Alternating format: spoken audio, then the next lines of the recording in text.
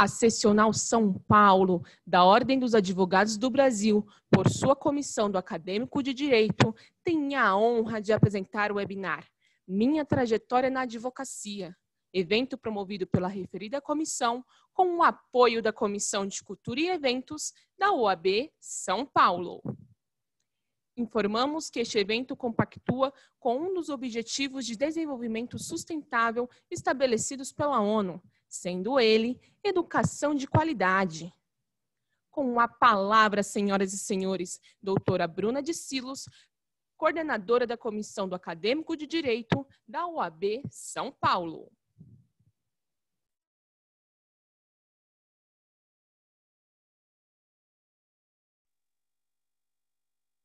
Boa tarde. Boa tarde a todos e todas. É um prazer recebê-los e recebê-las em mais um evento da Comissão do Acadêmico de Direito da OAB São Paulo. Eu gostaria de cumprimentá-los em nome da presidente da comissão, Adriana Cecílio, e em nome do presidente da OAB São Paulo, Caio Augusto.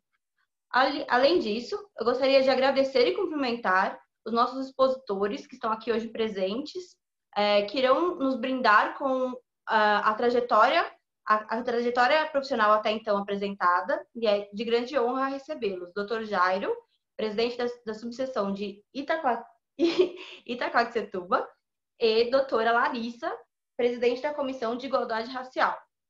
Além disso, de Presidente Prudente. Além disso, gostaria de cumprimentar o acadêmico Leonardo, que irá presidir a mesa, sendo que é de grande prazer e de inspiração para nós recebermos os acadêmicos de direito.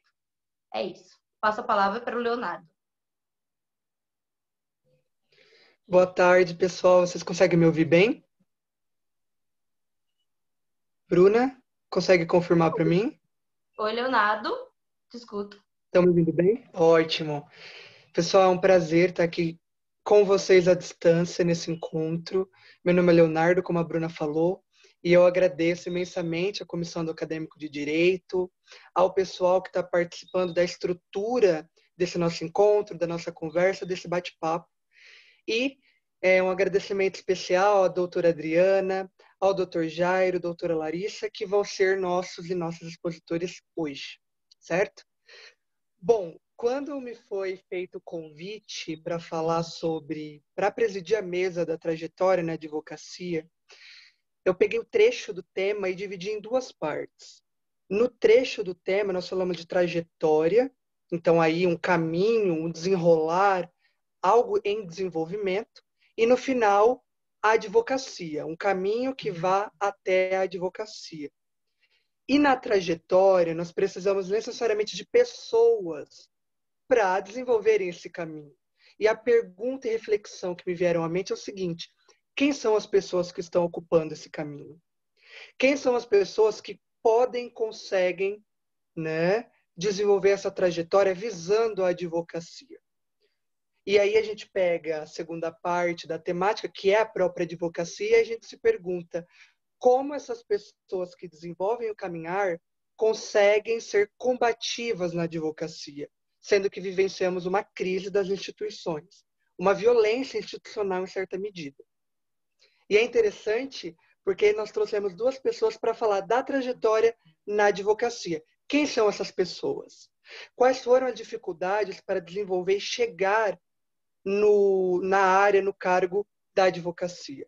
Então, é um prazer imenso participar dessa reflexão, dessa discussão e entender quem são as pessoas e quais as dificuldades dentro da advocacia, principalmente no período que vivenciamos. Eu quero dar um abraço especial, mesmo à distância, a todos os estudantes pobres de escola pública, estudantes pretos, pardos, indígenas de escola pública, que ocupam a universidade por meio do SISU, por meio do ProUni, no caso das universidades particulares e privadas, ou até mesmo pelos vestibulares específicos, Unesp, USP e assim por diante. Eu acho que o mais relevante aqui nessa conversa, além de ouvir a trajetória belíssima do Dr. Jairo e da doutora Larissa, com certeza é ouvir vocês participantes, dúvidas, questionamentos e desabafos. Eu acho que esse encontro tem esse intuito principal, certo, Bruna? Então, assim, certo, exatamente. dou início já, porque vocês já estão cansados de me ouvir falar.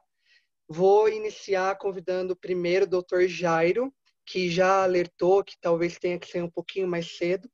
Dr. Jairo Saturnino Mendes, o senhor tem liberdade, dentro daquele tempo estipulado, para expor qual a sua trajetória na advocacia, doutor?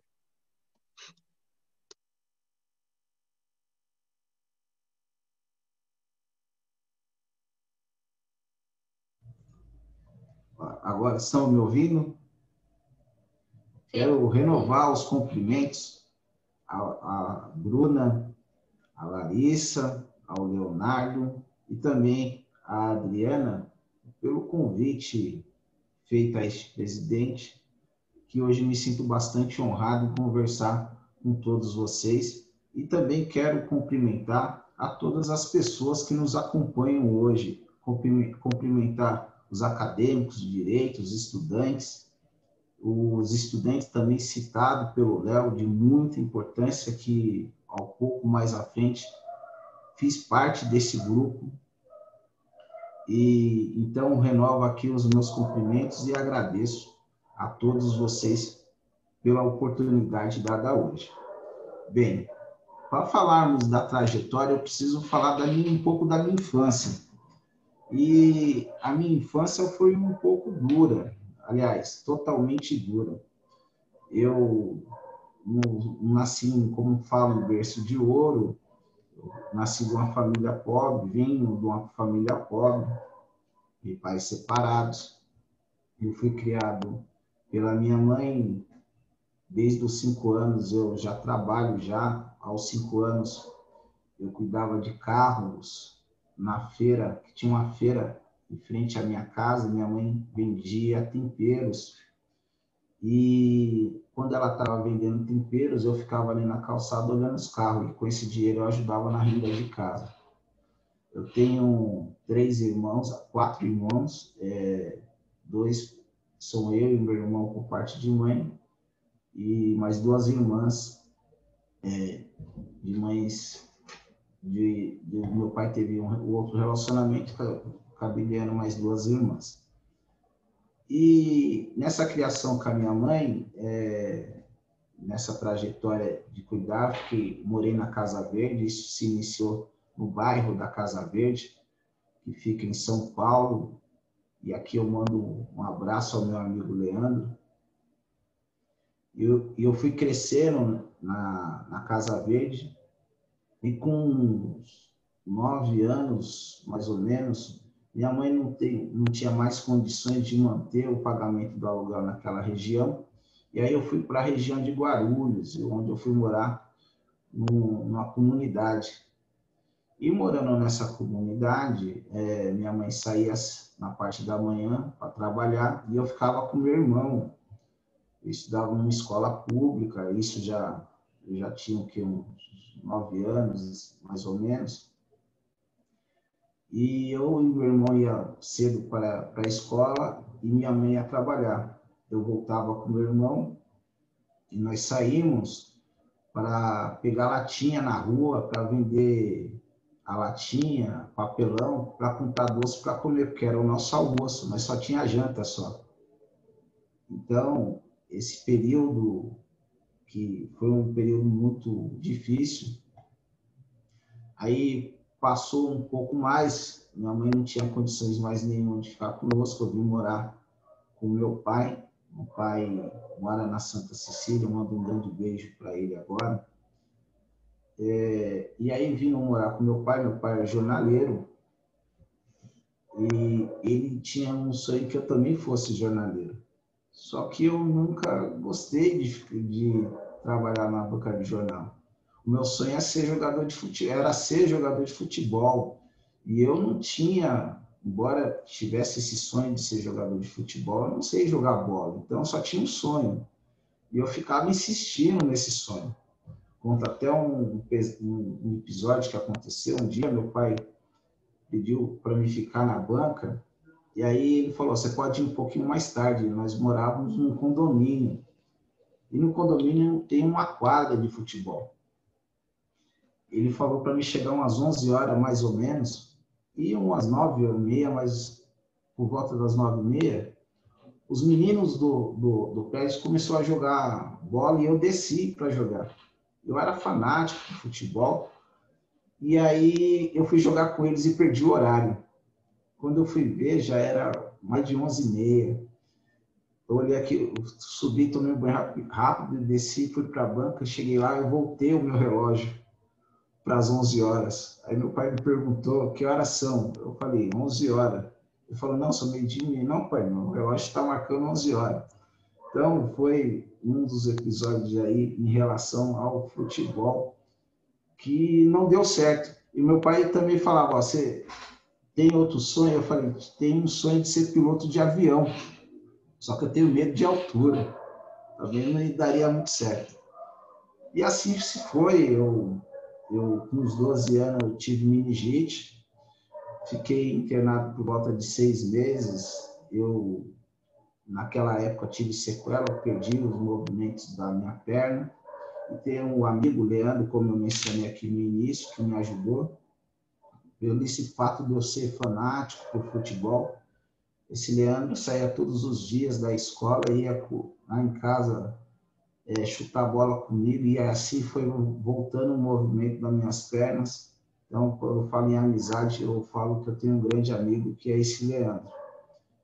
E se passou anos aí, eu continuei trabalhando, voltei a trabalhar, trabalhei em açougue, trabalhei em sacolão.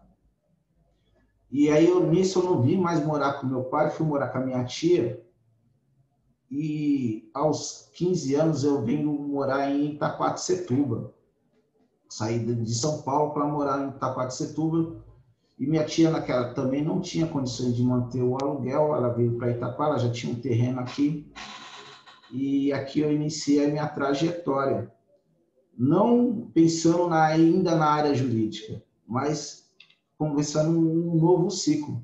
Eu morava aqui, trabalhava em São Paulo como office boy, arrumei um emprego numa perfumaria, e lá trabalhava como office boy, e estudava em Itaquá. Então, eu não tinha em mente nem fazer faculdade, nem estudar direito, nem passava isso pela minha mente. E eu fui crescendo em Itaquá. Aos 18 anos, eu fui dispensado do serviço em São Paulo, e eu fiquei por Itaquá mesmo e comecei a trabalhar na porta de uma empresa. Os caminhões chegavam e eu ajudava para descarregar e ganhava um trocado para ajudar minha tia, que trabalhava vendendo doces no trem. Depois de um certo tempo, o dono da empresa um dia me chamou e me perguntou se eu tinha vontade de trabalhar naquela empresa. Eu falei que eu tinha. E aí ele me perguntou qual cargo que eu queria, né? Eu falei assim, ó, tirando o senhor que é presidente, eu quero ficar no abaixo. Aí ele falou, você está contratado, começa no dia seguinte. E eu comecei nessa empresa, uma empresa de injeção. Eu comecei ali como ajudante geral e saí de lá como encarregado de produção. Mas quando eu estava nessa empresa, meu pai um dia veio me visitar. Aí nesse período que eu já estava trabalhando nessa empresa, eu já estava casado, e aqui eu mando um beijo para minha esposa Elisângela, para os meus filhos, a Júlia, o Lucas, a Isabela, e os dois filhos que estão por vir, o Gabriel e o Matheus. E aí meu pai veio fazer uma visita na minha casa, e nesta visita foi onde eu fui incentivado a procurar aí o curso de Direito. E a história do curso de Direito é engraçada porque, como eu disse, eu não tinha essa intenção, nunca pensei em ser advogado. E meu pai, ao visitar minha casa, ele me provocou, falando assim que eu não tinha mais intenção de estudar, porque eu já tinha terminado o básico. Aí ele falou, ó, você não tem condições de passar numa universidade ou numa faculdade, e se você passar, eu pago 1 ano para você. E aquilo me irritou tanto, mas tanto, que eu falei, eu vou fazer só para ele pagar. E fui procurar. Quando eu fui procurar o curso, eu nunca gostei de matemática. Eu fui eliminando os cursos que tinha matemática. Então, eu fui em engenharia matemática, está fora. contabilidade e matemática está fora. Administração tem matemática, estou fora. Aí me sobrou 2 cursos, Direito e Letras. E teve uma colega que falou assim, ó, faz direito só lê isso ele vai ganhar muito dinheiro. Mentira, tá? Já estou adiantando. Não é isso. Mas eu acreditei naquilo. E acreditando naquilo, eu fui fazer o vestibular para o curso de Direito na Universidade Cruzeiro do Sul e passei. Passei e levei o resultado para o meu pai. Ó, agora você vai pagar. E naquela época, é diferente de hoje é semestral, naquela época era anual. E o meu pai falou que pagaria com muito gosto e eu comecei o curso. Só que eu sempre estudei em escola pública. E aqui é um ponto que você, Leonardo, mencionou, é essa diferença que nós temos no nosso país. O peso da escola, de uma escola privada para uma escola pública. Quando eu entrei na faculdade, eu senti o que seria isso, mas eu só fui ter essa resposta, ter essa visão muito depois. Por quê? Eu entrei na faculdade naquele ritmo de escola pública. E na Cruzeiro do Sul, era, como eu disse, a avaliação de você passar anual, né, igual não é semestral. E nesse ritmo de escola pública, eu comecei a fazer as provas. E as minhas notas eram tudo 0. 1, 2, 0. Chegou no meio do ano, e aqui eu quero mandar um grande abraço a esse mestre, professor, juiz, que eu tenho um imenso carinho por ele, Dr. Jarbas. Já foi juiz aqui de Itaquá também, na comarca de Itaquá. Ele, faltando 2 dias ou 1 dia para fechar o semestre, ele passou a minha nota e pediu para me aguardar, todo mundo sair, e eu fiquei lá. Eu chamava ele, na época, até de Papito, porque ele parecia um pouco comigo, então eu chamava ele de Papito. Naquela época tinha um negócio muito do Supla, Papito para cá, Papito para lá, então eu chamava ele de Papito. E nessa brincadeira de Papito, ele olhou um pouco mais sério para mim e perguntou, não é você que paga a sua faculdade não, né? Falei, não, professor, por quê? Ah, sabia. Olha, faz um favor, não volta o semestre que vem, não. Você já gastou um carro aqui já. O dinheiro que você já gastou, daria para você comprar um carro popular. Compra um carro popular para você. Não volta, não. E aquilo me atacou por dentro e eu fui embora para casa. E quando eu cheguei em casa, caí por cima, eu cheguei até em casa aos prantos. E aí eu pensei em desistir, pensei em parar. E aquele negócio me incomodando. No dia seguinte eu fui para a faculdade e vi ele de novo. Aí eu cheguei nele, professor, preciso conversar com você. Ele falou, ó, pode parar, se for para me ofender, eu só falei que os professores falam de você lá na sala de reunião, mas ninguém tem coragem de te dizer. Não, professor, eu quero saber só como que eu posso mudar isso. E aqui, Leonardo, é onde ele citou o ponto da escola pública. Eu, para fazer a prova na faculdade, eu imaginava pegar 20 questões, 30 questões e querer decorar. É o que muitos fazem nas escolas públicas. E isso vira uma rotina. E fui aplicar isso na faculdade. E ele chegou para mim e falou assim, ó, eu vi um dia você estudando na biblioteca, estudando não, tentando decorar 20 questões, mas o Dr. Jarbas, ele não fazia livro baseado em questões, provas, né? Ele fazia provas baseadas nos livros. Ele falava assim, de acordo com a teoria de Miguel Reale, prevista na página tal, explica a teoria. Então, você não fazia prova decorando. Você tinha que ler 2, 3 livros para fazer uma prova do Dr. Jarbas. Mas a gente, no ritmo da escola pública, é totalmente diferente. Bem, diante do que aquilo que ele me contou e me disse, a biblioteca ficou aberta as férias inteiras. Então, eu entrava às 5 da manhã no meu trabalho, saía às 2, ia para a universidade, chegava por volta das 3h30 e ficava até às 10 da noite todos os dias. Ao sábado e domingo, eu ficava estudando também. E comecei a estudar, lendo um livro mesmo, ter uma disciplina também nos estudos. Voltou E o semestre, a primeira prova que eu tive, que eu fiz, eu levei um 8. Aí o professor falou assim, pediu para todo mundo sair, pediu para me esperar. Aí eu esperei, né? Ele falou, Jair, senta aqui. Aí ele virou para mim e perguntou, você colou, né? Eu falei, não, professor.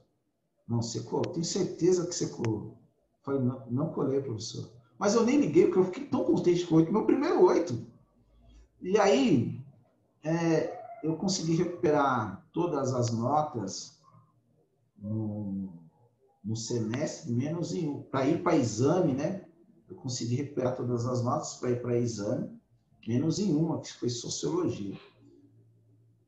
O professor corrigiu a prova, falou que ficou em recuperação, que a prova seria no dia seguinte, e eu pedi, pelo amor de Deus, para ele deixar eu fazer essa prova de recuperação.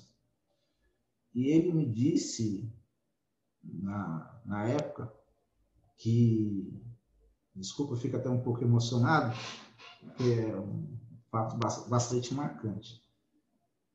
Ele me disse na época que eu poderia fazer a prova, que eu não ia ter condições de passar, porque muitos alunos também ficaram em exame. E eu seria mais uma prova a mais para ele corrigir. Bem, diante daquilo que ele disse, novamente fui provocado, aquele negócio me trouxe aí bastante tristeza e angústia, e eu fiquei a noite inteira estudando. A noite inteira mesmo, não cheguei a dormir. Fui no outro dia trabalhar, saí, voltei para a universidade, continuei estudando e fui fazer a prova. Fiz a prova, ele pediu para anotar o telefone.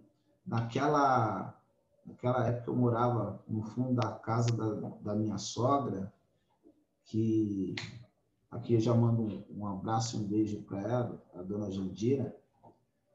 E ao chegar em casa, um pouco depois de 1 hora mais ou menos, eu recebo uma ligação, minha sogra vai me chamar, porque o telefone também era na casa da minha sogra, e eu vou lá, eu atendo, e é o professor que fala, ele fala, boa noite, primeiro quero te pedir desculpas pelo que eu te falei ontem, depois eu fiquei pensando, eu acho que eu não fui legal, você não merecia ter ouvido aquilo, e você me deu uma lição de vida e eu quero te dar os parabéns que você foi o único que tirou 10.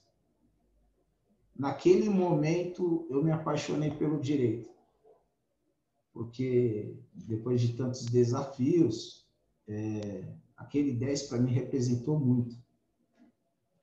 No ano seguinte, meu pai já tinha cumprido a promessa que só pagaria 1 ano a faculdade na Cruzeiro do Sul. O valor era um pouco muito alto, e como eu tinha dito no começo, já era pai de família, tinha uma família já, tinha que sustentar, e não tinha condições de manter os dois.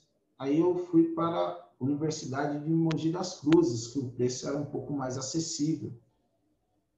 E passando para a Universidade de Mogi das Cruzes, eu continuei estudando, mas eu passei dificuldade financeira, porque eu eu estudava um semestre, pagava aquele semestre que eu estudei para fazer a matrícula, porque aí eu entrei no sistema semestral para pagar de novo, e assim foi indo. Teve um período que eu não consegui mais fazer isso. Foi onde apareceu o meu segundo amigo, que é o Augusto, que hoje é meu sócio, o doutor Augusto.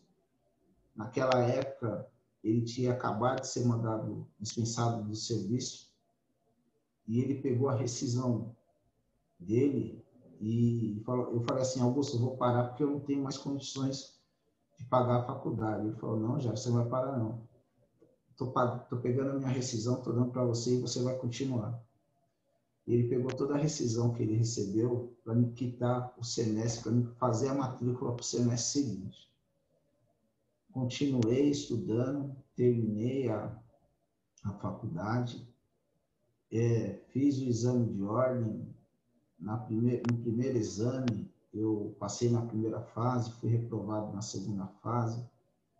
Fiz de novo o segundo exame, porque naquela época você não tinha essa essa vantagem que tem hoje, vou dizer assim, de vantagem, de você fazer uma segunda prova sem precisar fazer a primeira, quando você passa na primeira fase. Quando você era reprovado na primeira fase, você fazia tudo de novo. E aí eu fiz de novo a segunda prova, fiz a primeira fase, passei. Na segunda fase, dia do meu aniversário, exatamente no dia do meu aniversário, eu vi a prova e falei, eu fiquei naquela, não é. Quando eu fui dar por mim, já tinha passado mais da metade do tempo e eu não consegui terminar a peça ficou pela metade e ali eu já sabia que eu fui reprovado. Fiz o terceiro exame, no terceiro exame eu fui aprovado. Passei, comecei a advogar, mas aí você recebe a carteira e fala, e agora? O que eu faço? E aí eu não sabia se eu ia para São Paulo, porque eu já trabalhei num grande escritório em São Paulo, ou se eu ficava em Itaquá, fiquei em Itaquá, no escritório do Dr. João Capelô, a qual eu mando meus cumprimentos para ele. Aprendi lá, advoguei lá. Depois eu saí de lá, abri o meu escritório, hoje eu tenho meu próprio escritório. E a trajetória na ordem começou em 2012, quando eu comecei na comissão de esportes, depois como presidente na comissão de esportes, na subseção de Itaquá.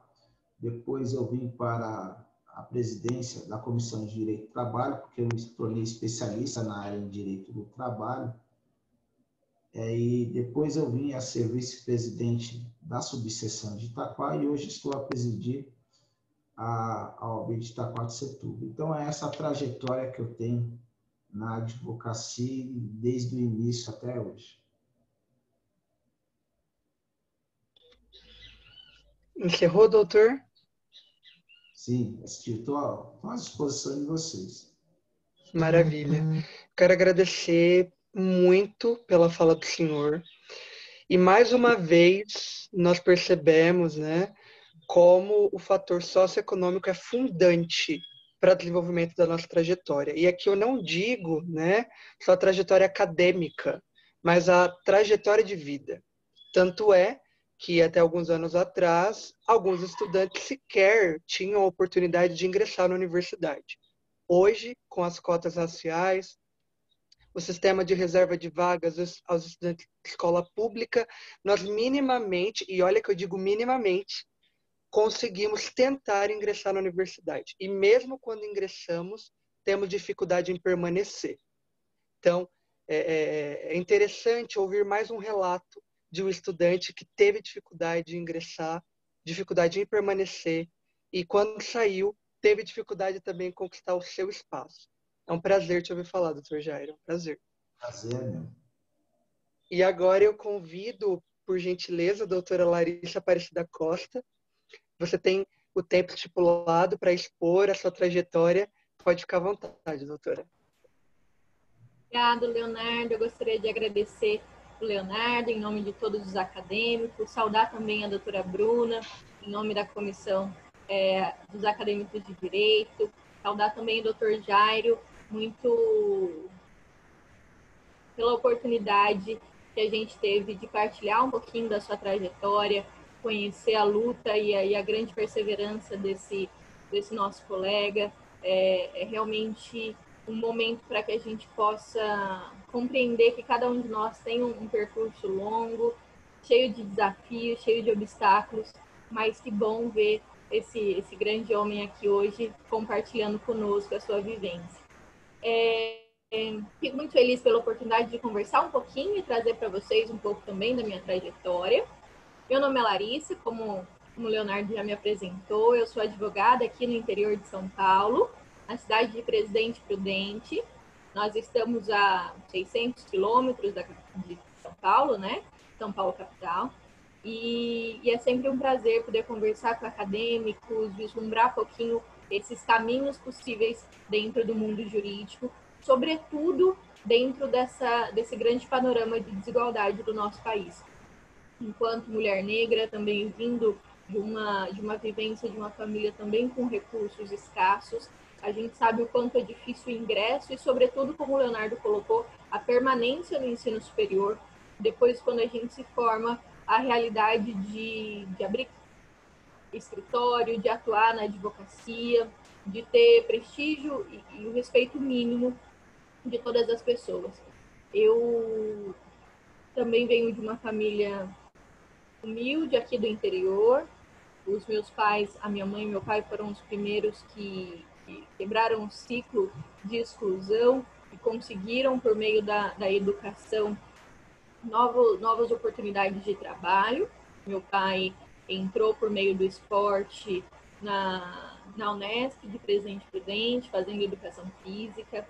A minha mãe também conseguiu, por meio da educação, romper um ciclo de exclusão e de pobreza acentuada que existia na nossa família. E depois disso, eu e a minha irmã, nós fomos as primeiras da nossa família a conseguir concluir o ensino superior, ingressar na especialização. Eu sou graduada aqui pela Toledo Prudente, fiz pós-graduação em penal, processo penal aqui também, segui para o mestrado na Universidade de Marília, que também é uma cidade aqui do interior, pertinho aqui de Prudente, e hoje atuo como presidente da Comissão de Igualdade Racial aqui na UAB Prudente, sou professora na Toledo, então a gente vê o quanto a educação pode nos possibilitar novos acessos, novas oportunidades, novos caminhos possíveis. Quando a gente fala mesmo dessa busca profissional, eu surpreendentemente não tive grandes dúvidas que eu queria fazer direito. Eu não sei nem muito explicar isso, mas eu sempre brinco que eu via filmes, séries, eu falava com a minha mãe que eu queria bater o martelo. Não sabia nem o que isso significava, mas eu tinha nesse ideal de criança que eu queria fazer algo na área jurídica. Quando eu comecei a estudar, meu pai ainda era professor, hoje ele já está aposentado, ele era um professor tanto do Estado, de escolas públicas, quanto de algumas instituições particulares, nessa vida de professor que precisa ter vários e vários empregos para manter a sua família. E por meio disso eu e minha irmã, a gente conseguiu uma bolsa numa escola particular aqui da cidade. Isso possibilitou que a gente tivesse possibilidades maiores de acesso à formação e à informação, e, claro, a vivência inicial com todos os tipos de discriminação e racismo que a gente sabe que vem desde a escola. Mas a escola possibilitou essa busca por outros, e também a nossa família, meus pais sempre nos incentivaram, por meio da educação a gente podia mudar essa nossa realidade, alcançar novos sonhos. Então, ainda no finalzinho do terceiro colegial, diferente de grande parte das pessoas, dos jovens do nosso país, eu tive essa possibilidade de escolher o que eu queria prestar, claro que dentro das possibilidades, e eu consegui ser aprovada aqui na Toledo Prudente, então foi mais fácil por estar na cidade, mas a questão econômica também era um obstáculo na época.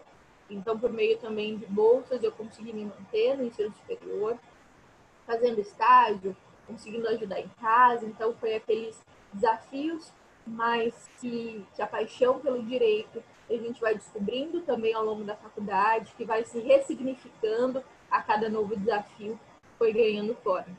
Então, realmente, o percurso na faculdade não foi fácil por todos esses desafios econômicos que a gente passa, mas essa magia, essa paixão que eu sempre tive pelo direito, sempre nos impulsionou. Eu digo nós, porque eu coloco a minha família toda nessa caminhada e nessas vitórias.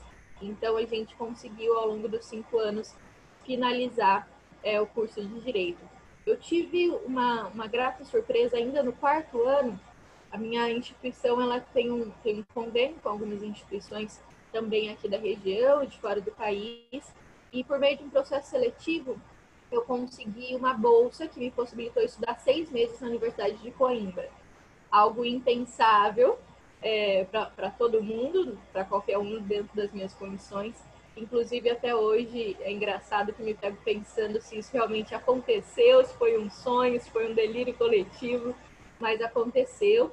No 4º ano, eu consegui essa bolsa E aquela menina aqui do interior, caipira, né? Foi para sua primeira viagem internacional, primeira viagem de avião, encarando atravessar o oceano e conhecer esses novos desafios que a Faculdade de Coimbra me proporcionou. Mas realmente foi uma vivência muito rica de conhecer o quanto outras localidades também integram essa nossa forma de cultura, de socialização. Então foi um crescimento pessoal também, um desafio pessoal de estar em outro lugar, de morar sozinha, de encarar também os desafios de com pouco dinheiro se manter, pagar as contas, comer, pagar o aluguel e se virar nesse mundo. Mas também uma possibilidade muito, muito única de aprender, de partilhar conhecimento. Então foi uma experiência que me possibilitou fazer muitos contatos, criar amigos e voltar ainda mais forte, porque também, infelizmente, enquanto eu estive em Portugal, vivenciei graves episódios de racismo e a gente vê o quanto isso ainda é consolidado na nossa sociedade de forma ampla, em qualquer lugar do mundo, indiferente onde a gente esteja, a nossa cor chega primeiro e muitas vezes ela ainda é um obstáculo que impede, que nega esse pertencimento, que estabelece um pertencimento subordinado. E depois eu retornei, depois dos 6 meses voltei para Prudente, finalizei a minha faculdade, e aí como o Dr. Jário também contou um pouquinho da trajetória dele na OAB, eu prestei logo no primeiro exame do meu último ano, do 5º ano, eu prestei. A ansiedade sempre falou mais alto aqui, então eu falei, quero testar um pouco. Eu ainda estava extremamente insegura, eu acho que isso é muito, muito comum para todos nós, a gente sempre acha que estudou menos do que deveria, que a gente nunca está preparado o suficiente, mas eu queria testar. E aí minha mãe falou, não, testa, você ainda não tem não tenho, como se eu não tivesse uma obrigação ainda de passar, porque eu ainda não tinha concluído o curso, ainda estava no último ano, e tentei. Eu quero, e aí me sentei aqui e estudando sem parar, naquela correria também de estágio, a gente tem poucos recursos, quando a gente consegue um estágio que tem uma bolsa e isso nos ajuda, a gente também não pode abrir mão só para estudar, mas eu conseguia fazer esse ajuste, essa organização dos meus horários, estudar às vezes até de madrugada, naquela busca por entender e compreender tudo que eu ainda não tinha estudado. E eu tive a feliz alegria também de ser aprovada. Eu fiz no comecinho do ano a primeira fase, em fevereiro. E em maio eu fiz a segunda fase e fui aprovada ainda no primeiro semestre do último ano. E realmente foi uma alegria gigantesca você começar a compreender que aquele caminho está se abrindo para você, apesar de todos os desafios. E aí, então, e como eu até comentei com a doutora Adriana, eu estou finalizando os meus 5 primeiros anos de advocacia, então é um prazer compartilhar um pouquinho esses desafios do início da carreira, porque eu me formei, saí da faculdade em 2015, e aí em 2016 eu já ingressei na pós-graduação. E dentre as perspectivas que eu quero também expor para vocês é essa sempre necessidade da gente estar sempre estudando e buscando formação complementar. A gente tem uma realidade muito dinâmica, as relações sociais hoje elas são muito complexas. E muitas vezes, se a gente sai da faculdade e acredita que a gente está pronto e aquilo basta, a gente às vezes ainda falta um pouquinho de tato, de outros conteúdos que a gente precisa para realmente ser um profissional mais completo. Então, e para realmente atender nossos clientes com segurança, para que isso também nos traga outras possibilidades.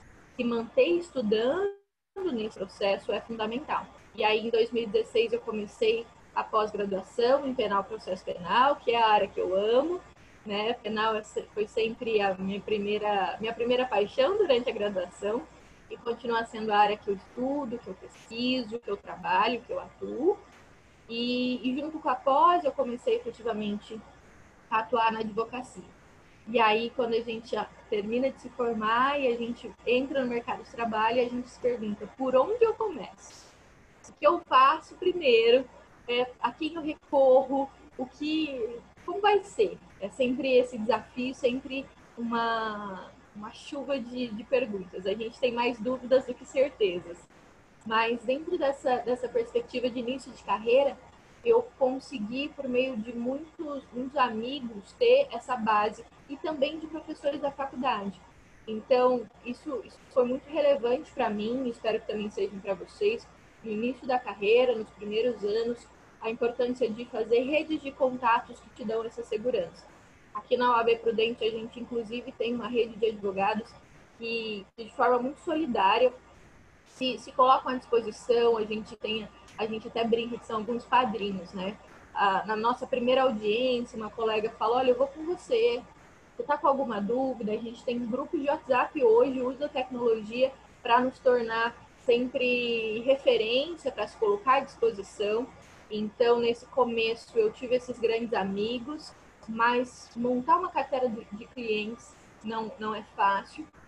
Aqui no interior, a gente tem uma cultura já consolidada de alguns escritórios, grandes escritórios, e quando a gente acaba de se formar, muitas vezes a gente não tem nem dinheiro, nem uma imagem consolidada para ingressar em um grande escritório como esse. E por isso que é importante que esses contatos também nos dão essa segurança e nos passam a certeza que é preciso começar aos poucos e com planejamento.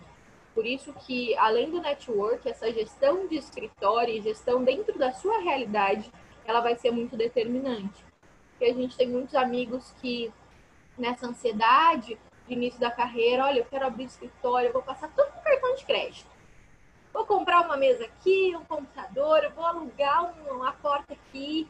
E às vezes essa dinâmica não acontece como é nos nossos sonhos, né? A realidade ainda ela é muito dura. E por vezes a gente não consegue atender a essas expectativas já no início de carreira. Então, a gente tem esses baques iniciais e algumas frustrações que, na verdade, vêm para nos formar realmente, para nos deixar mais fortes e conscientes de que a gente tem um longo caminho, mas que ele é possível. Grandes desafios, mas grandes alegrias nesses encontros, essas possibilidades de crescimento. E aí, dentro da pós-graduação, comecei a atuar também nessa área de penal, processo penal, mais especificamente na área de execução penal, né, na área de execução criminal, que é a área que eu atuo, e também sempre fazendo um recorte para que a gente possa fazer um atendimento muito mais qualificado às mulheres também vítimas de violência. Isso veio há algum tempo, mas é mais recente. Inicialmente eu estava atuando só na execução. É uma área, como eu disse, que sempre foi minha paixão, foi o meu primeiro estágio aqui em Presidente Prudente, depois na atuação profissional também sempre me chamou a atenção. E aí, finalizando no segundo ano de pós-graduação, as questões relacionadas ao meio acadêmico também sempre me cativaram. Inicialmente, quando eu entrei na faculdade, nunca passou pela minha cabeça, nunca foi um sonho, um objetivo ser professora de direito. Isso veio surgindo dentro da dinâmica que eu mesma estabelecia para estudar. Às vezes os colegas pediam ajuda, a gente foi fazendo monitoria juntos e eu fui me encontrando nesse meio. E aí, exatamente porque eu sempre estava metida em tudo que acontecia, era grupo de estudo, eu estava lá. Tinha um filme para acontecer na faculdade de discutir, eu estava lá. E tudo que existia, eu aparecia. E isso, eu fui ganhando gosto por essa área. E aí eu já estava na pós, eu fui convidada para ingressar como estagiária docente, que é uma modalidade que a gente tem aqui na nossa instituição. Então eu acompanhava um professor e isso também faz um exercício para que você tenha esses primeiros passos dentro da academia. E aí em 2016, no finalzinho da pós, no último ano da pós-graduação, eu ingressei no mestrado e fui consolidando realmente essa perspectiva da atuação também na academia. A academia, ela também se coloca como um desafio, porque muitas vezes a gente não consegue conciliar horários e prazos específicos da advocacia com essa realidade do mundo acadêmico, de eventos, de publicação de artigos, publicação de revistas, uma pesquisa que muitas vezes te suga muito e que você fica horas e horas tentando estruturar tudo. Mas me encontrei nesse meio também. a academia se tornou algo que me deixa muito, muito feliz, muito realizada, porque também por meio da pesquisa jurídica a gente vislumbra o quanto é importante dar voz e vez a tantos grupos vulneráveis. Então, atuando também na pesquisa, eu me encontrei nesse novo cenário para dar voz e realmente consolidar vários processos que na nossa atuação profissional muitas vezes são esquecidos, né? Então, a minha área de atuação de pesquisa normalmente é em relação ao racismo estrutural, à necropolítica, ao quadro de violência e massiva violação de direitos fundamentais de grupos vulneráveis. A minha dissertação no mestrado foi sobre a exclusão de pessoas com deficiência no mercado de trabalho, exatamente vislumbrando que dentre um dos fundamentos da ordem econômica é a valorização do trabalho humano e a redução das desigualdades. Então, eu vislumbrei esse grupo que ainda é muito excluído e agora, seguindo para o doutorado, eu tenho um recorte muito mais direcionado para a questão do racismo estrutural e a forma como ele ainda provoca exclusão, negação de direitos e estratificação econômica. Nós temos ainda um cenário, como o Leonardo falou no início, de graves obstáculos para o ingresso e a permanência de pessoas de grupos vulneráveis no ensino superior. Isso nega acesso e possibilidade de crescimento, de ascensão social e econômica. Então, esse também é uma das áreas de pesquisa que eu tenho atuado. Então, se eu pudesse também colocar como dica para vocês, nunca deixem de estudar, se manter atualizados, de ter ao lado de vocês pessoas que vocês possam confiar e que sejam pessoas que te orientem nesse início da carreira profissional. Porque muitas vezes a teoria que a gente aprende na faculdade, ela não consegue te indicar todos os caminhos. É preciso que a prática também, a gente tem uma teoria muitas vezes que na prática ela não se aplica de forma exatamente igual como a gente viu lá na faculdade. Então, dialogar e ter esses amigos, esses contatos, para que a gente possa discutir mesmo a viabilidade jurídica de determinada ação, um atendimento específico a uma vítima de um crime violento, realmente atuar no sentido de sempre qualificar o seu atendimento, para que o seu cliente tenha sempre o melhor de você. Claro que dentro da nossa realidade, mas cada um, e essa é sempre a minha busca diária, sempre oferecer o melhor para os meus alunos, o melhor para os nossos clientes, sempre buscando aperfeiçoamento pessoal e também mudar um pouquinho da nossa realidade. Então, sempre que a gente vislumbra esse atendimento mais humanizado, um atendimento em que a gente consegue buscar esse acesso à justiça mais efetivo, é sempre nessa necessidade da gente transpor a tutela da dignidade da pessoa humana para o nosso dia a dia.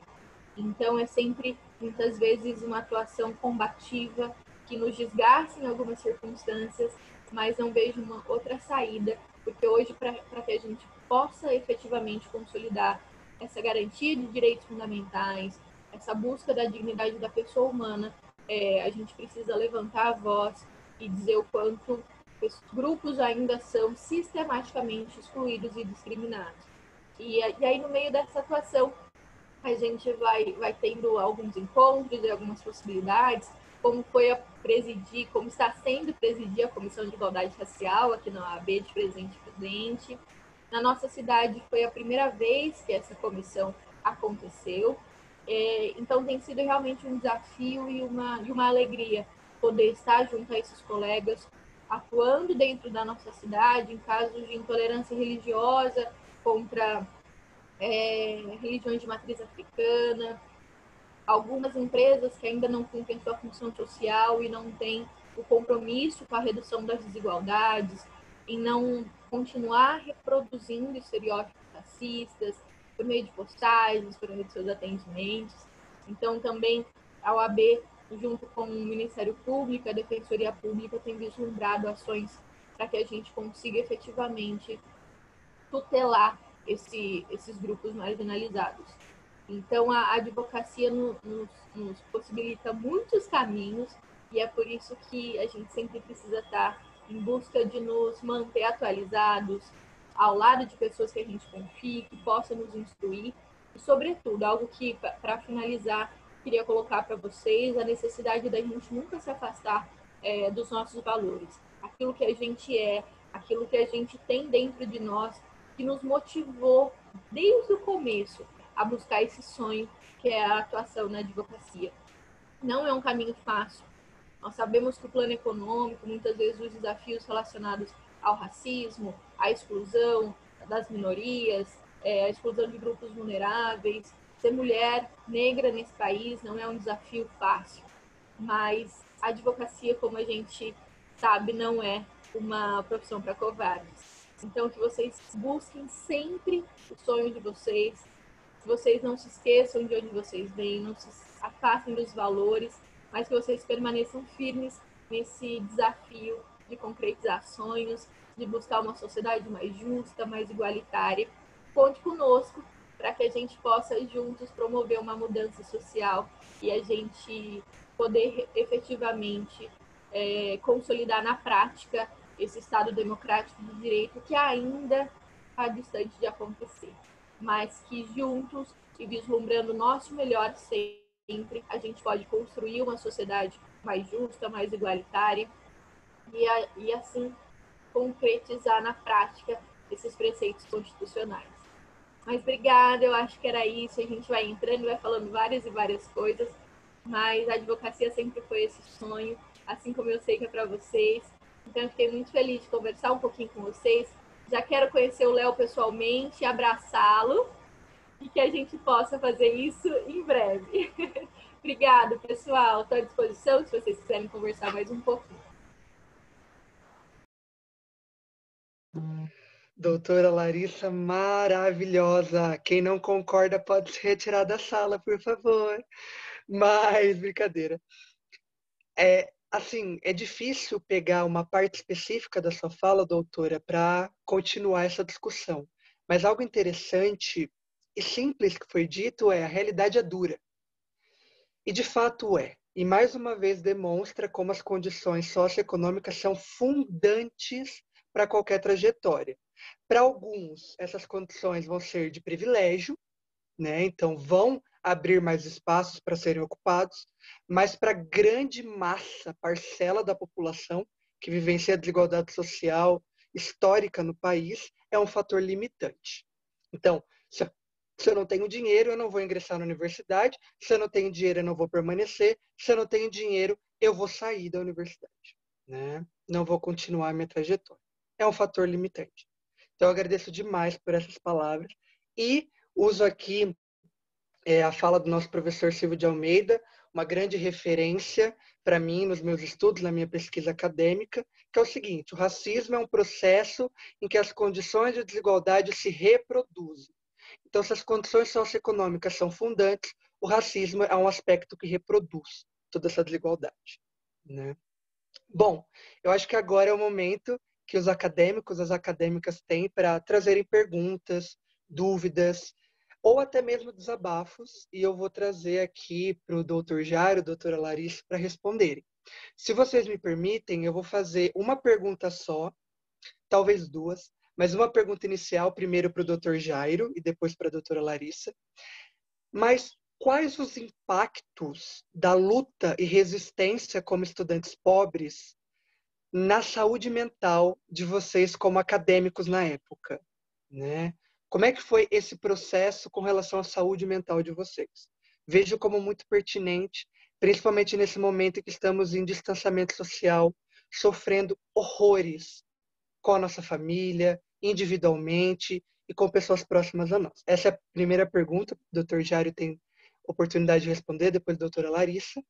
E uma segunda pergunta que vocês podem responder, e aí pode ser primeiro a doutora Larissa, depois o doutor Jairo: como foi o processo para ocupar espaço nos estágios assim que vocês saíram da universidade? É isso. Acadêmicos e acadêmicas podem fazer perguntas que eu vou trazer aos doutores e à doutora, tá?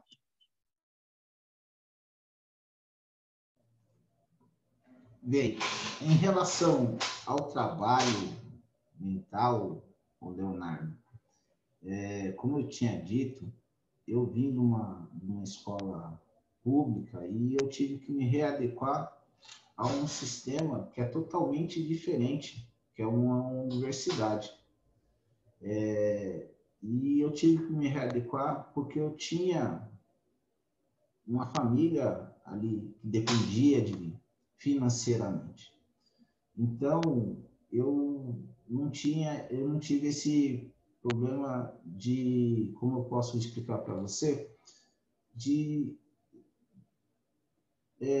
eu tive mais na minha saúde mental, uma questão de desafio, porque eu tinha uma responsabilidade e essa responsabilidade precisava ser vencida, então eu não fiquei tanto nessa questão mental. O meu problema mesmo era mais financeiro e pelo fato de eu ter sido impulsionado pelo meu professor Jarbas, pelo meu pai, e aí eu já falo para vocês, eu não tenho um sentimento negativo nenhum, pelo contrário, eu agradeço todos os dias pelo ato dos dois, porque se não fosse eles, eu não estaria aqui hoje. Então, eu não tive esse problema em relação, porque eu tinha um desafio, porque toda vez eu tinha um compulsor, que era, no caso, na época, era minha filha Júlia, ela tinha 3 anos, e eu olhava todo dia para ela e aquilo era inspiração para mim. Eu precisava mostrar para ela que o pai dela era capaz. E toda vez que eu olhava para ela, quando via esse negócio de desistir, eu olhava para ela e falava, não vou desistir. Então, eu não tive esse problema, como você disse, eu Mas, em relação ao estágio, eu tive que tomar uma decisão muito dura em relação ao estagiar. Por quê? Como eu trabalhava numa empresa, eu já era técnico plástico, eu tinha um cargo, recebia um salário. Para ir para estagiar, que o salário não pagava nem a faculdade. E eu era, como eu disse, pai de família. Foi uma reviravolta muito grande. Minha esposa, pra você ter ideia, quem mantinha a minha casa na época era a minha esposa. O que eu ganhava mal pagava a minha faculdade. Então, a dificuldade maior que eu tive foi a financeira, porque eu tinha uma família para sustentar.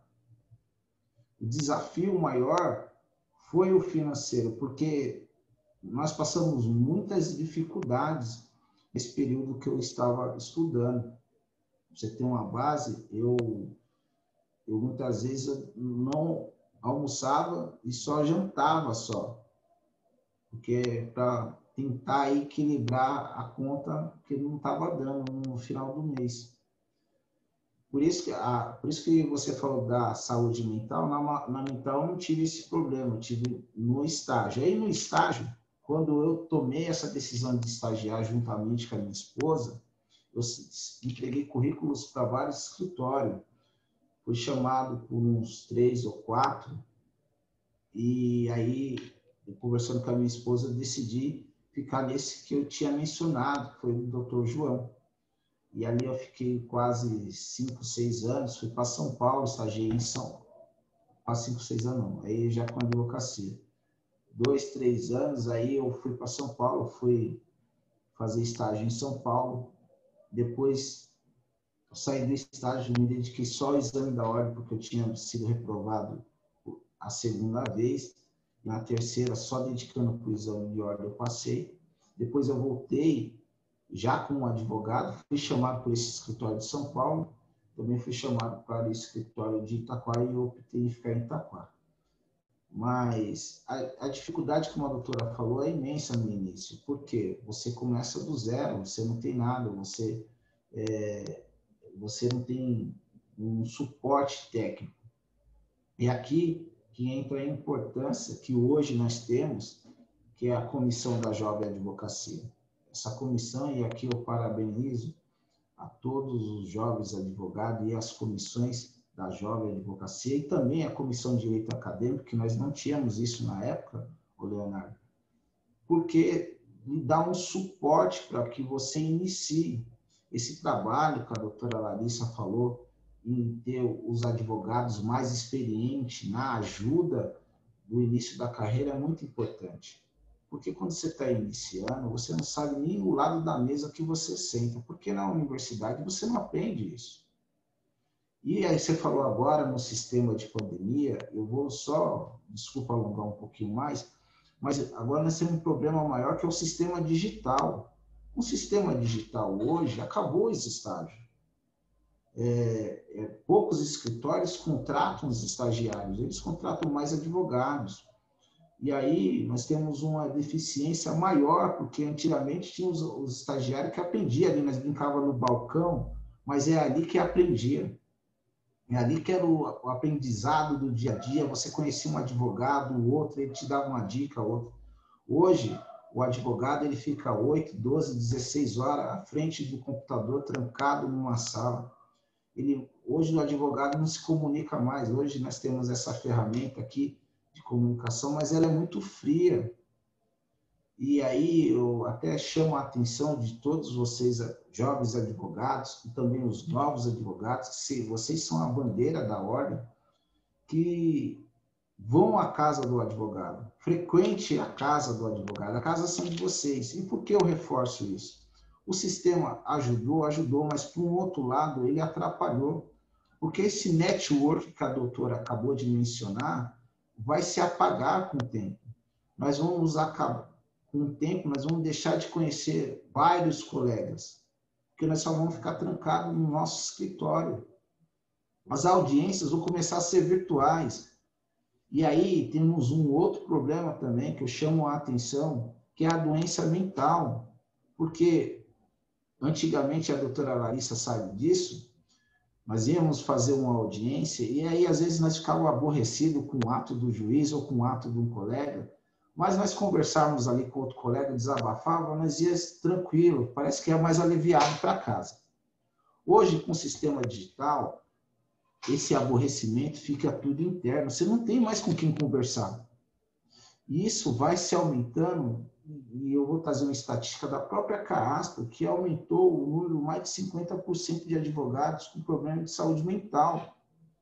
Então, chama a atenção da jovem advocacia e dos novos advogados, que não deixe de frequentar a casa do advogado. Vai nos cursos, vai nas palestras. Ah, eu já sei do tema. Não importa, vai para ver o colega ali, para ter um bate-papo mais frequente, a casa de vocês. Não se acomode no sistema digital. Ele facilita, sim, mas eu vejo que também traz um prejuízo. E aí, para finalizar, para dar um toque para os amigos, os colegas, eles também precisam ter uma visão, os novos advogados, empresarial. E por que eu digo isso? Nós, no banco acadêmico, somos treinados, vamos se dizer assim, para o combate. Mas o advogado não é o nosso inimigo. Nós não temos inimigo. O colega advogado precisa entender que esse colega advogado é um cliente dele. Porque, eu vou dar um exemplo aqui, eu e a doutora Larissa, eu não faço criminal, quem faz criminal é a doutora Larissa. Mas nada me impede de eu chamar a doutora Larissa para fazer um caso junto comigo de um cliente que eu tenho aqui comigo no escritório. Pronto, eu acabei de virar cliente da doutora Larissa. Então, eu chamo a atenção de vocês novos advogados, também os acadêmicos de direito, para se atentarem a esse sistema. Ele é bom, mas também traz um prejuízo. Se tem evento presencial na ordem, vá. Faz o network. É muito importante. Converse com os advogados mais experientes. Eles vão ajudar vocês. Não fique só na ferramenta do WhatsApp, do Facebook, do Zoom, Instagram. Utilize outras. E assim vocês conseguirão ter um caminho mais rápido. E também façam parte das comissões dentro da ordem. É de suma importância para que vocês tenham esse reconhecimento, né, na carreira. Mas eu sempre falo, reconhecimento com trabalho. Ninguém tem reconhecimento sem trabalho. E com o trabalho, eu tenho certeza aí que os jovens advogados, os novos advogados e também os acadêmicos de direito que passarão no exame de ordem, terão sucesso aí na carreira. É isso que eu tinha a falar com você, Leonardo, de responder a sua pergunta. Obrigado, doutor. Doutora Larissa, por favor. Só lembrando que chegaram algumas dúvidas aqui, então, para a gente ter um pouquinho de tempo para responder, eu pediria que a gente tentasse ser um pouquinho mais breve nas respostas, para tentar abarcar a maior quantidade de pessoas possíveis, pode ser? Perfeito. O doutor já expôs bem essa nossa nova dinâmica das interações meramente digitais, né? Isso vem para nos alertar muito sobre o cuidado com a nossa saúde mental. Desde a época da graduação, a gente já é exposto a muita pressão. E o trabalho na advocacia, ele é muito, nos exige muito, porque a gente está lidando com os problemas humanos. Nenhum cliente nos procura para nos contar novidades, vitórias, conquistas. Infelizmente, pelo menos no primeiro contato, é sempre problemas. E dos mais variados. Então, todas as áreas têm graves conflitos humanos. E isso a gente acaba absorvendo e causa também muito sofrimento pessoal. E desde a graduação, é importante que a gente aprenda a lidar com esses tipos de pressão, porque a saúde mental tem sido graves obstáculos para que a gente tenha um bem-estar. Eu costumo brincar até com os meus alunos que a gente não sai ileso da faculdade de Direito. Ou a gente sai com uma gastrite, ou a gente sai com uma enxaqueca, uma ansiedade lá em cima, porque realmente já é um ambiente de muita pressão. E o Dr. Jairo falou muito bem dessa possibilidade que a gente tem de mudar essa cultura de que a gente precisa competir um com o outro. O outro colega que é nosso inimigo. Nossa, eu preciso... E hoje a gente vivencia a pandemia, essa pressão de sempre ser melhor do que o outro. Eu preciso sair dessa pandemia falando 7 línguas diferentes, com 3 cursos. A gente precisa sair daqui vivo e bem, para que a gente possa continuar acolhendo nossos familiares, nossos amigos, nossos clientes. Então, dentro da nossa realidade, a gente pode fazer o nosso melhor, sim, mas a gente não pode também nos exigir além da medida. E também quando a gente fala desse desafio do estágio, como é a segunda pergunta que o Leonardo colocou, o estágio, eu valorizo muito o estágio como esse processo de aprendizagem. Ele faz parte da nossa forma de atuação, porque a ciência do direito, ela tem muita teoria, mas ela é uma ciência de aplicação prática, né? A gente não vivencia sem ter o contato direto com os nossos clientes, com a realidade que nos cerca. Então, o estágio é um processo fundamental. O Dr. Jairo colocou uma perspectiva muito importante. Nem todos os nossos alunos têm essa possibilidade de fazer estágio. As bolsas ainda são muito baixas. Ainda que em Presidente Prudente a gente tem essa realidade de oportunidade de estágio, juntas de escritórios, órgãos públicos, mas as bolsas ainda são muito baixas. Então, algumas pessoas acabam não tendo possibilidade de escolher e se mantém num emprego fixo, que tem uma remuneração um pouco melhor, mas na verdade é uma mudança de cultura, porque o estágio faz parte de um processo de aprendizagem que é muito especial, que é muito necessário, mas ainda é muito negligenciado. Eu tive muita sorte eu fiz estágio durante toda a graduação, acabava um contrato, ia para outro, porque como eu disse para vocês, eu sempre me colocando em tudo. Oi, eu sou a Larissa, eu preciso de estágio, batia na porta das pessoas, eu sempre estava ali me mantendo em contato. E eu tive muita sorte de ter contato com profissionais dispostos a ensinar, dispostos a partilhar. Mas nem todos os meus colegas tiveram essa mesma possibilidade. Mas sempre que vocês puderem buscar um estágio, façam isso é muito importante. E como o Dr. Jário colocou, a atuação junto ao AB, junto a eventos, nas comissões, é muito importante para que vocês façam esse network e consigam muitas vezes esse acesso. Às vezes é um professor que vai nos possibilitar um estágio, às vezes é um colega que conhece um lugar. Então, não fiquem só dentro da bolha de vocês. Claro, é muito mais difícil em algumas circunstâncias, enquanto mulher, considerando as questões econômicas também. Mas é sempre importante que a gente não perca de vista que é possível e se coloque nesse caminho. Olha, eu quero um estágio, eu vou atrás, eu vou batalhar, eu vou bater na porta de quem for preciso, se colocar a serviço nesse caminho aí. Acho que era isso, Léo. Excelente de novo, né? Obrigado, doutora Larissa. Obrigado, doutor Jairo. Devido ao tempo, né, porque as temáticas que envolvem a trajetória de vocês na advocacia são muito extensas e amplas para discussão. Então, devido ao tempo, o que eu vou fazer? Eu vou dividir as perguntas que me fizeram em 2 blocos. O primeiro bloco vão ser perguntas específicas, uma para a doutora Larissa, outra para o doutor Jairo. E no segundo bloco, eu vou fazer 2 perguntas finais gerais. Pode ser? Bom, eu estou pelo celular aqui, deixa eu abrir o bate-papo. Vocês estão me ouvindo? Estão me ouvindo? Sim. Ótimo, porque eu não estou vendo vocês. Bom, a primeira pergunta que eu vou fazer é do Aleph, e eu vou fazer ao doutor Jairo. Como foi para você, doutor Jairo, primeiro emprego como advogado? E já adianto a pergunta à doutora Larissa, para responder logo em seguida, do Vitor. Gostaria de perguntar à doutora Larissa quais eram as dificuldades encontradas por ela para iniciar sua carreira ou para iniciar-se como pesquisadora no mundo acadêmico. Essa é a pergunta para a doutora Larissa. Doutor Jairo, fica à vontade. Logo... Agradeço a pergunta.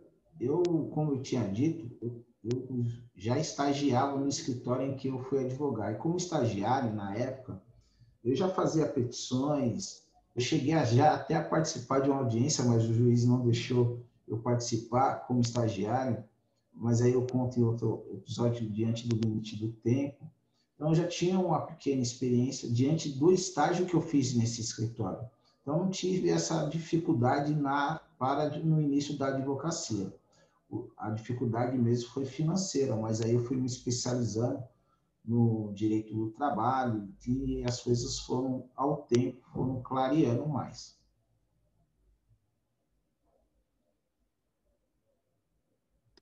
Doutora Larissa, fica à vontade. Obrigada, voltando aqui ao áudio. Eu agradeço a pergunta. O ramo também da academia, ele tem também alguns grupos privilegiados, né? E, inclusive, algumas temáticas que tem mais acolhimento ou não. Quando eu comecei, desde a pós-graduação, na verdade, desde a faculdade, eu já participava de grupos de estudos e sempre me coloquei a escrever. Porque, realmente, isso ajuda muito na nossa atuação profissional. Porque hoje, grande parte da nossa atuação, claro que para atender um cliente, despachar com o juiz, fazer audiência, a gente vai utilizar, vai fazer oralmente, uma defesa oral. Mas hoje a gente utiliza muito qualquer tipo de defesa escrita. Então, escrever é sempre um exercício. E muitos alunos que eu oriento hoje em monografias, em artigos, falam, nossa, eu tenho dificuldade de escrever. E não tem outro caminho, é prática. No começo, a gente pega os nossos primeiros artigos, a gente fala, meu Deus, como eu escrevia mal. Mas isso é sempre um exercício, a gente vai melhorando. E o grande desafio para ser pesquisador no nosso país hoje é investimento. A gente tem pouquíssimo investimento na ciência no nosso país. Então, quando a gente precisa sempre optar, ou eu tenho um emprego fixo, cumpro os meus horários, cumpro os meus prazos, ou eu vou para a academia. Então, ainda hoje, ser professor na faculdade de Direito, para muitos ainda é um hobby. Eu tenho um emprego fixo e eu acabo me desdobrando para ter 2, 3, 4 turnos para conseguir atender essa dinâmica. Então, o grande desafio ainda hoje é se manter, ter uma dedicação exclusiva nessa área. A gente não consegue se manter hoje. Assim como a gente sabe, como os professores de rede pública e também da rede particular ainda se mantém um quanto é difícil se manter com o salário no nosso país. Mas eu acredito que o grande desafio é realmente essa questão que nos impede de ter uma dedicação exclusiva e direcionada. Esse compromisso com a pesquisa ele precisa ser mais abrangente para que a gente valorize a pesquisa, os pesquisadores e reconheça a importância deles. Quando a gente precisa optar e se dividir, a gente acaba tendo alguns prejuízos. É isso. Excelente, obrigado, doutora Larissa. Uma pergunta geral é o seguinte: racismo estrutural para a formação de uma clientela? Doutor Jairo pode responder e depois a doutora Larissa, por por favor. Leonardo, eu não entendi a pergunta, que o som veio cortado. Estão me ouvindo agora? Agora sim. Perfeito. Perdão, gente, eu estou pelo 3G porque meu Wi-Fi morreu. Mas a pergunta do Victor e o Dr. Jairo pode começar a dar início à resposta. Há muito preconceito oriundo do racismo estrutural para a formação de uma clientela? O preconceito, Leonardo, é geral. Eu falo que o racismo estrutural é um problema que tem no nosso país, não só no ramo da advocacia, mas em todos os ramos. Eu costumo brincar que o negro, ele só é chamado quando nós estamos falando no evento de racismo ou no dia da consciência negra. Se nós pegarmos aí várias faculdades, aí eu chamo os acadêmicos, quantos professores negros você tem na sala de aula? E aí eu chamo a atenção também nos eventos que tem de palestras, lives, quantas pessoas negras você vê participando? Negros para falarem de temas como direito do trabalho, direito criminal, constitucional, enfim. Quantas pessoas vocês veem? Vocês não veem. E aí eu utilizo a seguinte frase: se no Brasil não existe o racismo, aonde estão os negros nos cargos de relevância? Você pode observar que nós temos um sistema hoje que todo mundo fala que não é racista. Mas se eu vi um comentário agora há pouco de uma pessoa que falou que foi fazer uma entrevista e pelo fato dela ser negra e corcunda não chamaram ela, talvez não falam diretamente, mas indiretamente nós já crescemos assim. E por que nós crescemos assim? Isso já vem desde a mídia. Você não vê, por exemplo, dar um exemplo numa novela, o negro sendo bem sucedido. O negro só aparece de duas formas: ou ele é escravo, ou ele é traficante. É só vocês olhar o parâmetro. Observa filme, novela e tal. Vocês não vê um negro bem sucedido. Ou ele é escravo, ou ele é traficante. Então, isso é uma cultura que vem. Uma cultura que precisa ser quebrada. Se nós falamos que não somos racista, por que nós não mudamos o sistema? Por que nós não começamos a chamar mais negros e negras a participarem dos eventos? Mas como profissionais, pela qualificação que eles têm. Não pelo fato de ser negro, não pelo fato de ser o dia da consciência negra ou para falar do racismo, mas pela qualificação técnica que ele tem.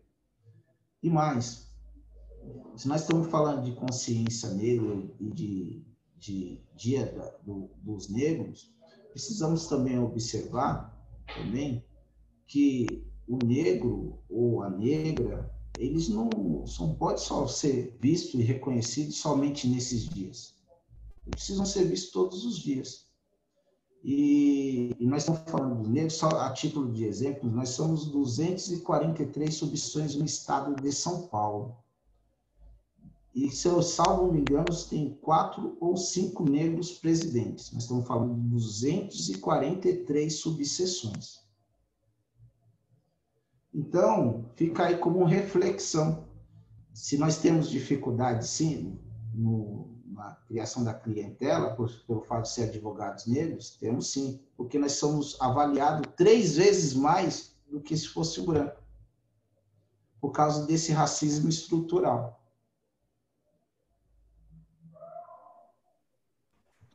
Obrigado, doutor. Excelente reflexão. Doutora Larissa, por favor. Eu faço minhas as palavras do Dr. Jairo. A gente vivencia ainda muita exclusão e negação de direitos pela cor da nossa pele. A gente precisa ser sempre um esforço muito maior para que a gente seja minimamente respeitado. Como a nossa amiga, a colega Thaís colocou, né? O quanto infeliz que a gente ainda tem processo de discriminatório também. E realmente, eu vivenciei alguns episódios tristes nisso. Quando a gente se apresenta como advogado, fala, mas é você? Eu queria falar com a advogada. Cheguei no escritório, eu queria falar com a advogada. Pois não, à vontade. Mas é você, advogada? Porque, inclusive, quando a gente tem esse embate também de gerações diferentes, né? Ser jovem advogado ainda, ser mulher e ser negro é carregar estigmas, como o Dr. Jairo colocou, são sempre vinculados a estereótipos negativos. A gente tem na cultura, nas produções culturais, nas produções literárias, sempre a representação do negro como algo sempre pejorativo, ruim, negativo. Então, a gente, infelizmente, ainda não tem na nossa sociedade representatividade que demonstra esse prestígio. E prestígio que deriva da pessoa humana, como o Dr. Jairo colocou. A gente quer ser reconhecido pelas coisas que a gente luta para conquistar, pelo nosso currículo, pelas nossas habilidades e competências.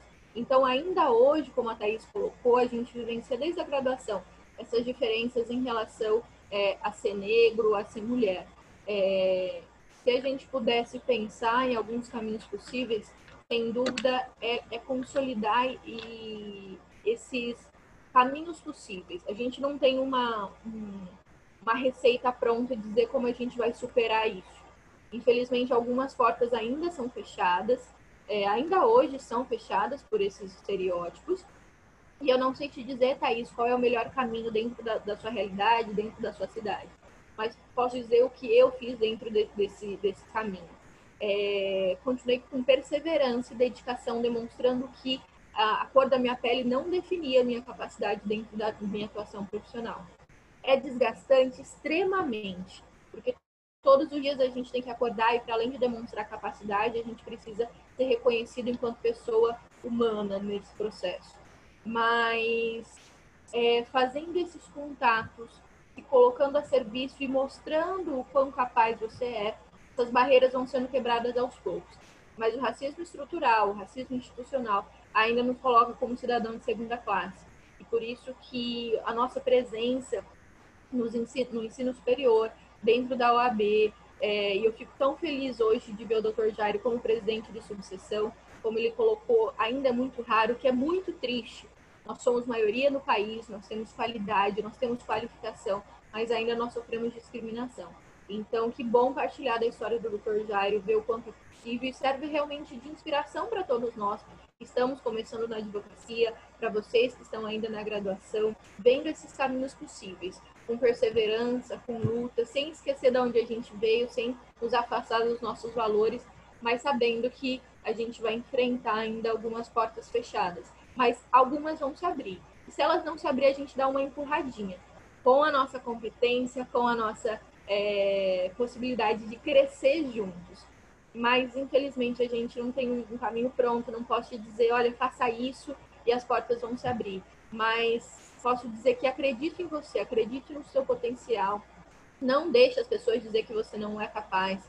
Não deixe que seus sonhos se percam por esse racismo ainda presente. Acredite no seu sonho, a gente vai abrir portas juntos, e a gente precisa realmente acreditar que é possível e seguir tentando.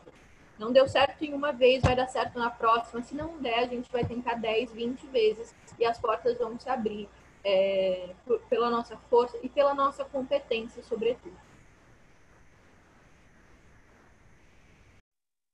Obrigado, doutora Larissa. E eu agradeço em especial a pergunta da Thaís. Eu acabei de acessar aqui o QIA, né? E vi a pergunta dela. Devido ao tempo, né, eu gostaria já de pedir ao Dr. Jairo para fazer suas considerações finais, doutora Larissa, e junto uma pergunta a essas considerações finais, que é a pergunta da Shirley. Qual acontecimento ou decisão pessoal que gerou bons frutos ou melhorou o desempenho na trajetória acadêmica dos senhores? Né? Fiquem à vontade. Bem, Dr. Jairo. vou responder a pergunta dela e já vou para os agradecimentos. O que gerou bons frutos, como eu tinha dito, foi a minha filha. Ela foi a fonte de inspiração, porque eu tinha um emprego fixo e eu tive que abrir mão do emprego fixo para ser estagiário e o dinheiro que eu tinha não mantinha a família. Eu digo a todos vocês têm uma fonte de inspiração. Pode ser o pai, pode ser a mãe, pode ser a tia, pode ser os filhos, mas vocês têm uma fonte de inspiração. Porque eu sei da dificuldade que vai ter e ainda terão como advogados. Mas acredite nessa fonte de inspiração. Todas as vezes que vocês pensarem em desistir, vocês vão ter alguém do lado de vocês que vai dar a mão para vocês e fala, não desistam. Se quer um incentivo, pegue nessa pessoa que está ao seu lado. Ela levará você para frente, porque tem muitos que tentarão levar você para trás. E eu quero aí estender novamente meus agradecimentos à Bruna, à doutora Larissa, a você, Leonardo, à doutora Adriana e a todos vocês que nos acompanharam.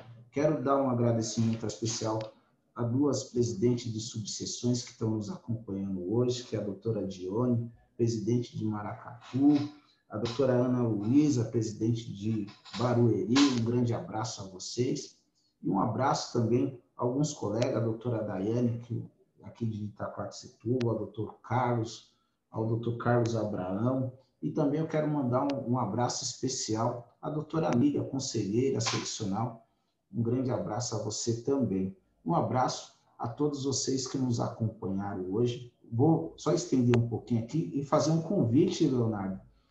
Eu encerrando aqui, eu já estou entrando numa live da subseção OAB.Itaquá, que receberemos hoje o Dr. Fernando Malheiros, para falar sobre prerrogativa na Justiça do Trabalho. Vocês são jovens advogados ou estudante ainda, é um tema bastante interessante que vocês utilizarão no dia a dia da advocacia. Fica aqui o convite e um grande abraço a todos vocês. Doutor Jairo, existe algum link? Se o senhor quiser, compartilhe aqui no chat com o pessoal. Fica à vontade. Um convite irrecusável. Realmente, falar de prerrogativas, ainda mais na Justiça do Trabalho, que é tão necessária e ainda hoje é tão criticada, é urgente na nossa sociedade. Então, eu também queria falar um pouquinho nessa perspectiva. Talvez uma decisão, um caminho que me fez me manter firme dentro dessa trajetória é manter sempre uma rotina de leitura. Eu sei que muitas vezes essa nossa rotina e esse nosso convívio com várias formas de interação, a gente se perde um pouquinho no que fazer primeiro. Mas é muito importante que a gente se mantenha atualizado e nesse caminho, nesse processo sempre de buscar conhecimento, de buscar ler, de buscar aprender cada vez mais. Talvez essa decisão me deixou preparada para quando as oportunidades foram surgindo. E quando elas não surgiram também, a gente foi criando, a gente foi inventando e compondo junto com aqueles que estavam com a gente nesse caminho. Mas talvez eu possa dar essa sugestão para vocês. Se mantenham sempre firmes no propósito de vocês e se mantenham atualizados. Leiam sempre, compartilhem conhecimento, participem dessas palestras que a OAB disponibiliza. Hoje a gente tem muito material virtual também no YouTube, a gente tem várias páginas no Instagram de profissionais que vêm falar desde marketing digital, desde prerrogativas, atuação do tribunal do júri, enfim. Direito previdenciário, a gente tem muito campo de atuação, mas a gente precisa estar disposto a nos formar sempre. Não acreditar que a gente está pronto, terminei a faculdade, estou pronto. Está pronto, mas a gente ainda precisa, a gente está sempre em construção.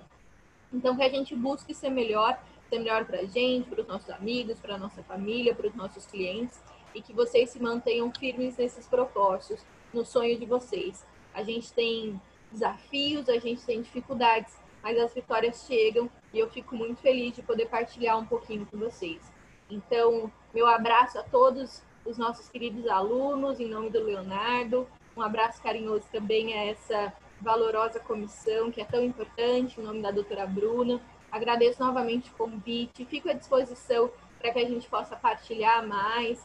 E Presidente Prudente está de braços abertos, a nossa região tão quente e ensolarada. Espero vocês, que a gente possa em breve fazer um encontro presencial e nos reunir para dialogar um pouquinho. Tá bom? Obrigada a todos, uma ótima tarde, que a gente possa seguir firme nos nossos propósitos, nos nossos sonhos, mantendo sempre em busca de ser melhor. Tchau, pessoal. Obrigada. Gente. Nós que agradecemos, doutora Larissa. É um prazer. Um beijo. Aproveitando aqui os últimos minutos, então, em nome da comissão, eu gostaria muito de agradecer a participação dos dois expositores, e do nosso jovem acadêmico Leonardo, em nome também do Centro Acadêmico da Universidade Unesp. Foi extremamente rica essa troca, né? Trouxe uma visão não hegemônica, uma visão diversificada, que para o estudante de direito contempla diversos aspectos que não são fáceis de encontrar. Então, essa discussão foi muito cara para todos esses que puderam participar, e muito obrigada em nome da comissão do Acadêmico de Direito.